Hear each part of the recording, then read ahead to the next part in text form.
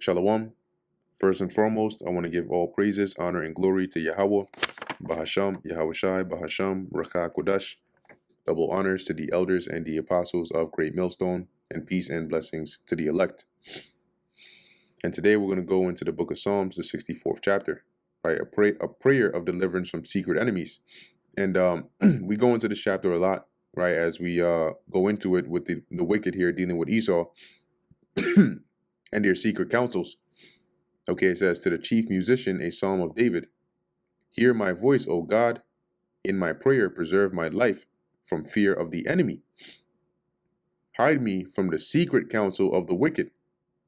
See, and the wicked, which are the elites of this world today, they're constantly having secret counsels, right? And what are those secret counsels about? Well, we're going to go into it in the later verses, but it's really to target, right? Because they want world domination. They want control. They want to eliminate God so they can play the role of God. And they want to do that, but they got to eliminate us. Okay? We are a threat to them. So as David said, hide me from their secret counsels, from the insurrection of the workers of iniquity. Because what are they doing there? They discuss, how they may shoot in secret at the perfect. Okay, but also how they can bring in new ways, new oppressive ways that can destroy the people of the Lord even more, but give them power. That's what they want. They want power. They want control. It says, who whet, which means to sharpen their tongue like a sword, and bend their bows to shoot their arrows, even bitter words. And what makes their words bitter? The legislations, right? The things behind it. Okay, the narrative that they push, the slander. And they use certain events, right? Certain situations to set these up. They'll throw out a cover story, and meanwhile they're cooking something in the back. I'm not talking about actual food, right? They're setting up some event to bring to pass their agenda. It says that they may shoot in secret. See, they don't come out openly. You're not going to see the Rothschilds and the elites come out openly and say, hey, look, these Hebrew Israelites are a threat. They're the real prophets of the Lord. Hell no.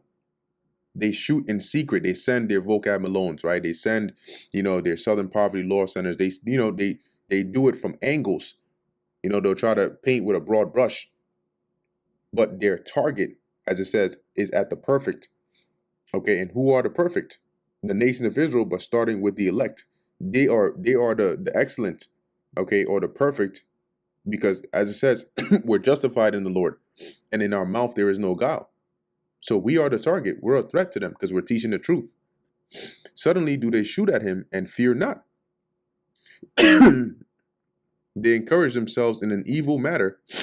They commune, right? They encourage themselves in an evil matter when they do their meetings. Their suggestions, their counsels is on wicked things. It's evil things. It's not on, how can we make the world better? Hell no. Get it out of the way somewhere. How can they make it better for them? Yeah, that's to enslave the worst of humanity. They commune, right? They discuss of laying snares, traps, privately, right? Secretly. And that's this whole system that they've set up. And now they're trying to take it to a digital prison system. That's going to be the ultimate snare, the ultimate trap. A prison planet guarded by artificial intelligence. Can you imagine that? They say, who shall see them? See, they don't have the fear of the Lord. In their mind, they're saying, look, we can do whatever we want. Who's going to stop us? Go and listen to Yuval Noah Harari's speeches and you'll understand exactly, where that kind of energy, you'll see an example of that kind of energy. And it's not just him. He's just one of the faces, one of the front runners, the footmen. Verse 6, they search out iniquities. See, they accomplish a diligent search. When they come out with this technology, they're not looking for ways to, get you closer to the Lord or teach you about the Heavenly Father or get your spirituality up. No. It's as it says, they're searching out iniquities. They're accomplishing a diligent search.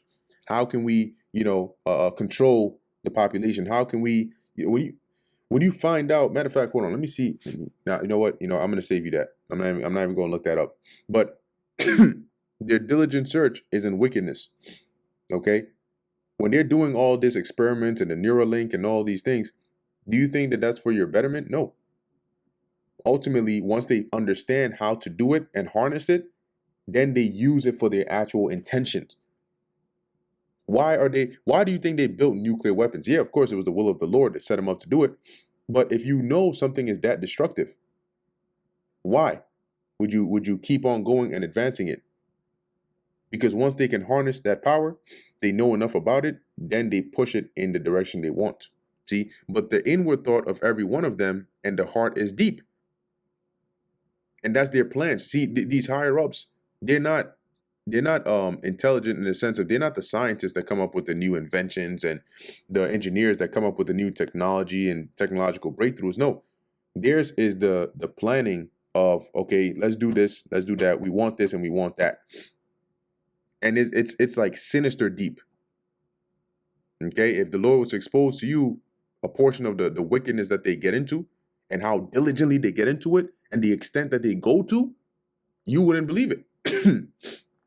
It says, but God shall shoot at them with an arrow, suddenly shall they be wounded. See, and the arrow the Lord is going to shoot at them with is going to be the weapons of their own making. Okay, it tells you that in the book of Job, the 20th chapter. You know, when he is about to eat, the Lord is going to rain it upon him, which is that destruction, those nuclear missiles, that suddenly shall they be wounded, right? It says in Isaiah 47, was that Isaiah 47 and let's see, there you go. Isaiah 47 and 11, it says, therefore shall evil come upon thee, thou shalt not know from whence it riseth.